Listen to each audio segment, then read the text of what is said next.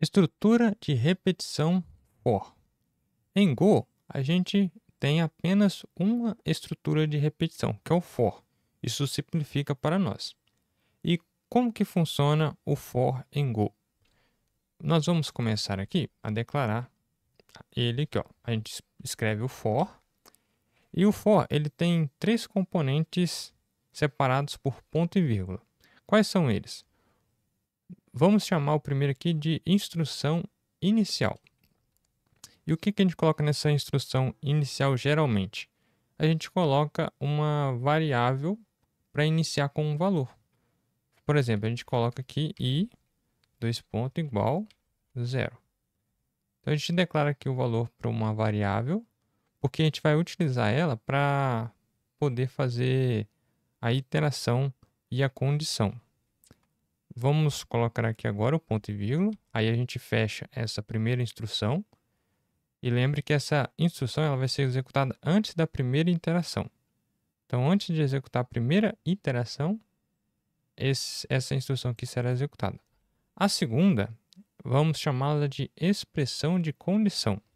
Aqui, então, a gente coloca a condição para que esse for ele continue sendo executado ou que ele seja executado. Vamos colocar aqui, enquanto i for menor que 10, o for ele vai continuar executando. Fechamos a o segundo componente, no caso. E agora vamos para o terceiro componente, que vamos chamá-lo de pós-instrução. Por que pós-instrução? Porque ele é executado no final de cada interação. Então aqui eu vou colocar a condição i mais mais. Por que eu coloquei esse i mais mais? Porque quando terminar de executar o código dentro de for, eu quero que essa variável i seja incrementada para que o valor ele vai aumentando. E daí ele chegue, no caso, ao número 10, né? Que aí ele não vai ser executado mais não. Vamos aqui. Aí lembre de colocar o parênteses. Então, sempre a instrução aqui, ou melhor, a estrutura de repetição for, ela precisa do parênteses aqui e no final para a gente poder colocar aqui o código a ser executado. E o que a gente vai fazer aqui? Eu vou declarar aqui uma variável chamada sum.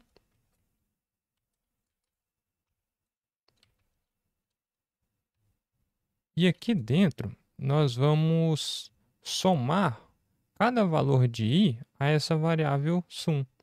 Então eu vou colocar aqui sum mais igual. Esse aqui é a atribuição com adição.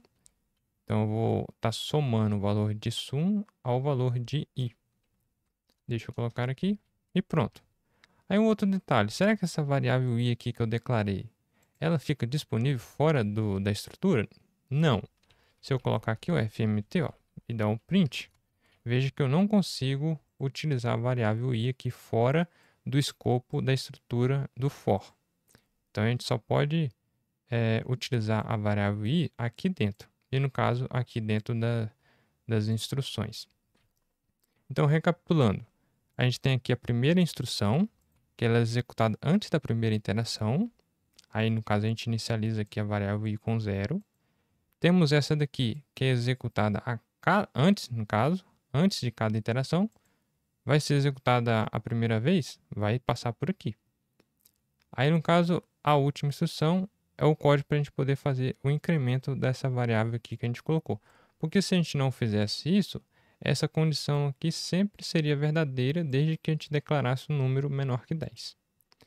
Eu vou colocar aqui o valor para imprimir, no caso, o valor de sum, e vou executar o código. E nós vamos ver alguns testes. Deixa eu colocar aqui.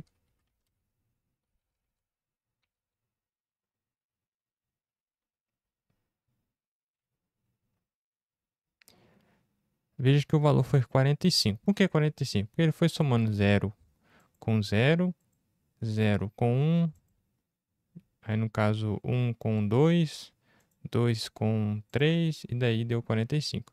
Agora vamos fazer uns testes aqui, ó. Vamos supor que eu inicialize com 10. Vamos ver o que acontece. veja que o valor vai ser 0, porque aqui eu inicializei com 0. E veja aqui, ó, vamos colocar aqui só para garantir que não passou aqui dentro. Ó. Não executou. Veja que não imprimiu esse texto aqui, ó, porque a condição i menor que 10 não foi verdadeira, porque 10 é igual a 10, né? Não é menor. Por isso que não foi executado. Então lembre que essa instrução aqui é executada antes de cada interação, até mesmo da primeira. E lembrando que quando chegou aqui no final desse código, chegou aqui e o i foi incrementado em 1. Aí foi para, no caso de 0, foi para 1, depois para 2 e assim por diante. E o que acontece se essa expressão aqui sempre for verdadeira? Eu cometer algum erro. Vamos fazer o seguinte, eu vou colocar aqui, ó, i menos menos. Em vez de somar, eu vou colocar para incrementar, né? Ops, decrementar, né? Deixa eu executar aqui. Aí observe que o programa ele trava, porque ele vai ficar num loop infinito, que a gente chama. Então, sempre confira aí o seu laço for, ou sua estrutura de repetição for, para ver se ela não vai entrar em um loop infinito e daí o programa não vai funcionar conforme o esperado. Deixa eu voltar aqui o código. Pronto.